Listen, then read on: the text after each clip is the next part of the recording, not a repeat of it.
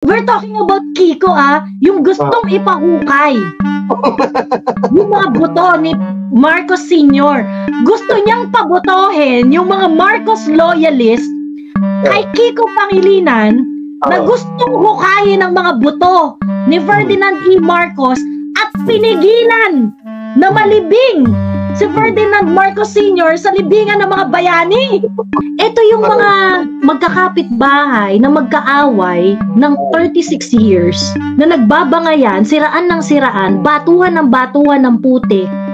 Pagkatapos, all of a sudden, magde-decide silang maging strategic.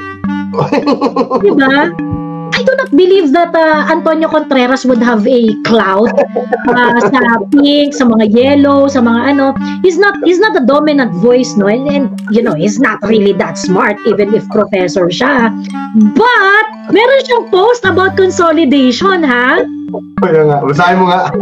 Nag-iisip na rin yung nag-iisip na rin itong mga kainsuhan na to, ganyan. Parang si Hidarian, nakikita ko pag nagkaedad si Hidarian, parang magiging si Contreras. Ito yung proposal ni Contreras. So, gusto nila mag-consolidate na rin sila. Pagkatapos, ang sabi niya, ayan na, yung Duterte brand daw is rebounding with Sara getting positive net shock and approval ratings and pro-Duterte candidates are improving in the senatorial race. There is a need for anti-Duterte forces to be strategic. They're talking about strategy na rin, ano? Diba?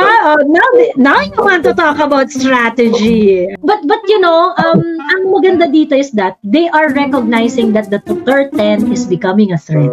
Exactly. So, ano pa? Push pa, guys. Diba? Push pa. Ganyan. Go pa natin yan. Oo. Let's secure that the Duterte are all gonna get the Duterte-based support. And then, sabi niya, ideological or partisan purity cannot stand in the way of ensuring that this family will not be given the chance to be back. The pinks, reds, yellow, Marcos loyalists will have to make critical moves and make hard choices. Anyway, blah, blah, blah, blah. Anti-Duterte candidates within a winning chance, regardless of political color, should be given the push. Ayan! So, ngayon, sila, walang pake, pink ka, yellow ka, NPN, masama tayo, basta anti-Duterte ka. Chapsoy tayo, chapsoy. Bahala na, chapsoy na. At least, sa side ng mga Duterte, ang pinag-aawayan lang natin dito is whether or not Amy Marcos is really true to her intentions. Diba? Kasi si Amy Marcos projected herself as someone na talagang Marcos na maka-Duterte. Maka-Duterte siya ever since. Ang kinakasama lang ng loob ng mga Duterte supporters dito, totoo ba yan o hindi? Loloko mo kami. Ganon lang yung problema sa atin, di ba? So, ibig sabihin, wala masyadong divorce on the principles. Wala masyadong divorce on the support, on the because there is a history that Amy was really a very, very Duterte na kind of Marcos. Pero sila...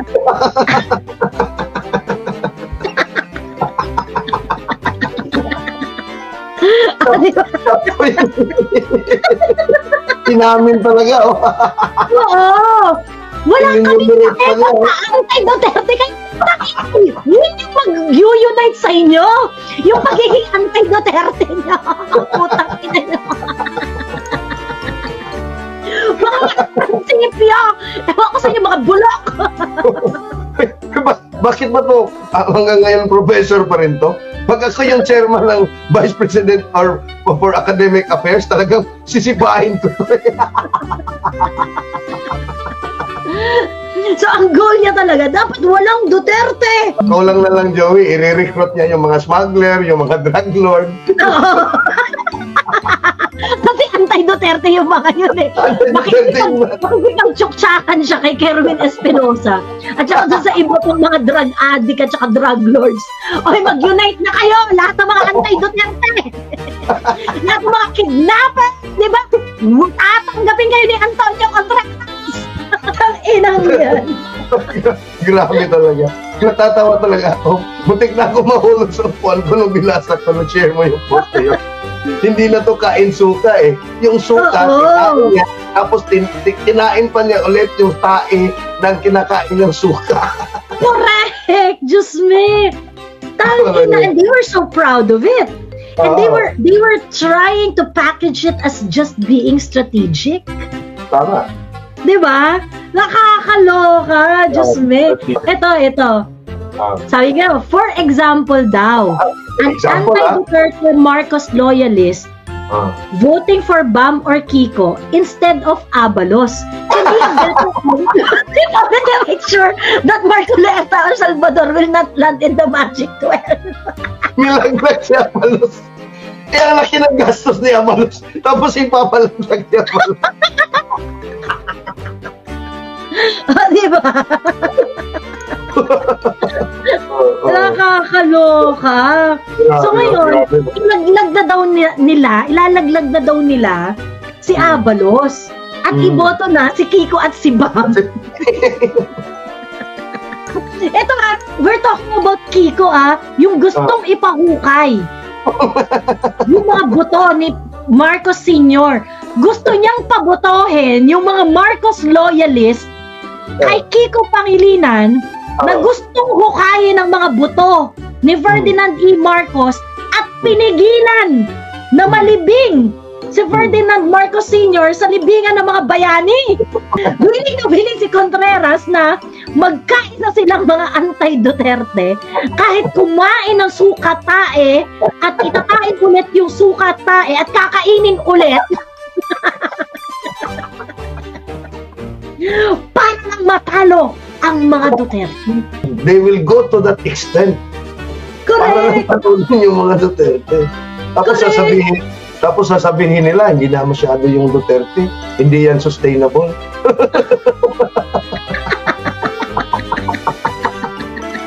Ito raw, the reason is pure math. Ganyan. But the math is not mathing, Joe. Ito yung nakakatawa, no? Kaya sa mga Duterte supporters kasi, gentle pa yung usapan eh. Gentle pa yung mga usapan. Ba't ayaw yung supportahan si Inday? Choice yun ni Inday. Dapat, hindi namin masuportahan. Sinusuportahan namin si Inday. Kaso nga lang kasi masyadong masakit yung ginawa ni Bongbong Marcos sa akin. Kaya hindi na, alam mo yun yung, it was really like it was really like a family talking to each other na. Diba?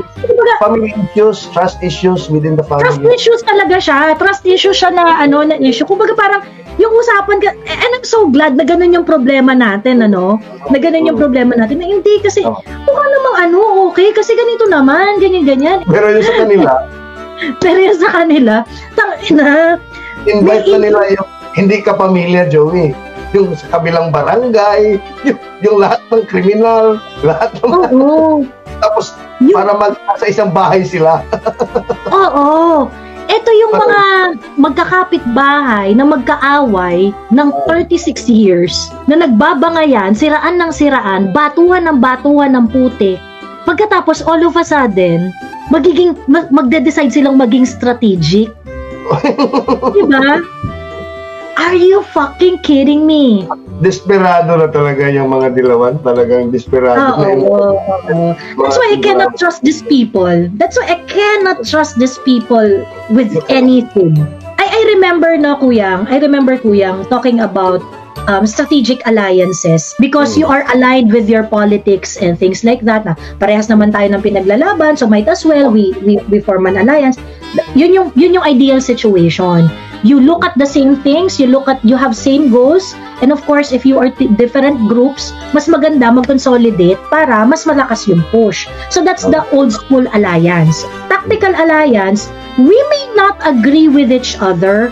We do not have fundamental disagreement with our political philosophy. But I understand that if we're gonna be together, we can reach a certain goal that is beneficial to both of us. For me, ang tactical alliance, hindi po pwede na merong fundamentally flawed when it comes to your fundamental political positions. Tama. Kasi yung tactical alliance na na sobrang cold-blooded. Hindi mo kasi mapagkakatiwalaan yan eh. Kasi kung makikipag-tactical alliance ka, because you just want to win the election, ganyan. Pero wala naman talaga kayong same common goal in the future. Ibig sabihin, yung kausap mo na yan is going to do a tactical alliance in the future if ikaw naman ang gusto nilang itumba. Just like the Pinklawan Communist Alliance with the BBM administration dyan sa Congress. That's a tactical alliance for convenience. Correct. They are using each other. Kasi nga, aminin natin, lahat sila talagang gusto nilang tanggalin sa balat ng lupa yung mga Duterte. So, they are willing to do that. And I agree with you, no, na yung fundamentals ng yung political ideology ay dapat nandun para magkaroon kayo ng a strong tactical alliance, no? And we see that, no, sa Duterte side of the political divide. We don't see that doon sa Marcos. Chapsoy talaga sila. Even the bagong alyansa, Joey, ha? Chapsoy yan ng 5 political parties, eh. Kaya ang bilis matibag ng alyansa. Between this election and 2028, if Amy wins as Senate Chief, what could be the worst thing that Amy can do to the Dutertes? Yan ang important question. Vote yes for impeachment. That's probably the worst that she can do. But that's going to be a blatant betrayal. I don't think Amy is stupid to do something like that. Exactly. Sabi ni Gracie, BBM can get away from his crime. The problem, Gracie, he can really get away from his crime kasi immune siya from suit. Up until 2028. Gracie.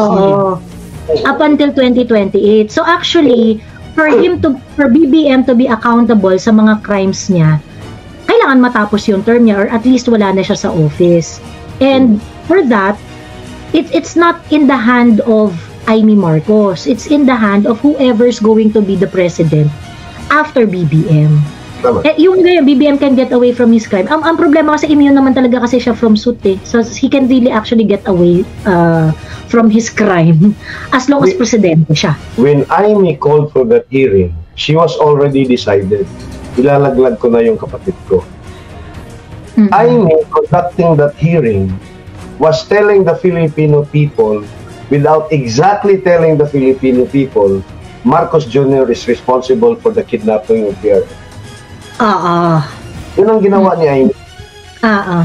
Because pagka sabihin lang diretso ni Amy, yung kapatid ko ang may responsibilidad. It's so easy to deny it. It's so without really saying it. Kasi basically, yun yung legal implication, eh. Tapos hindi lang sinasabi ni Amy ng direkta. But, yun nga, no? And I'm very thankful nga sa ating mga abogadong nagdi-discuss ng mga ganitong bagay. Because, if we're going to bring it to court, the presumption is that it is his brother. It is her brother who did everything. Ayun. Tama. No, and in fairness to Amy Marcos, sa lahat ng mga hearing dyan sa Senado, from the PI to the what happened in QOJC to the naputulan ng daliri yung sa Ayungin Shoal yung ating SOGC sa Pakundo hanggang sa Foreign Relations Committee tungkol sa kidnapping ni PRRD. In fairness to Amy Marcos, she did more than all the PDP senators combined. Yung last pala dun sa post ni Contreras, yung sabi niya, 60% daw ng mga Pilipino support the trial of Rodrigo Duterte at the ICC. So, yung remaining 40% daw are probably the solid voting of pro-Duterte senatorial candidate.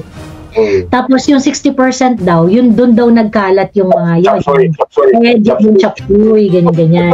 So parang ang ano nila, so parang yan, yung nagmamath-math sila, ganyan-ganyan. Sabi ko, wag niyo isturbuhin na mali yung baseline nila, hayaan niyo sila. Talagang ikaw, Benhur Abalos, kung nakikinig ka, putangin na mo. Rest back! Oo. Rest back, Brad! Rest back! And Benhur Abalos is actually kumbaga parang he is one of very few people na hindi Martin, hindi Lisa, direct kay Bongbong. Tama. Oo. Direct kay Bongbong. Kasi ano yan Bongbong circle yan si Benhur So, brado, ko, lalaglag ka.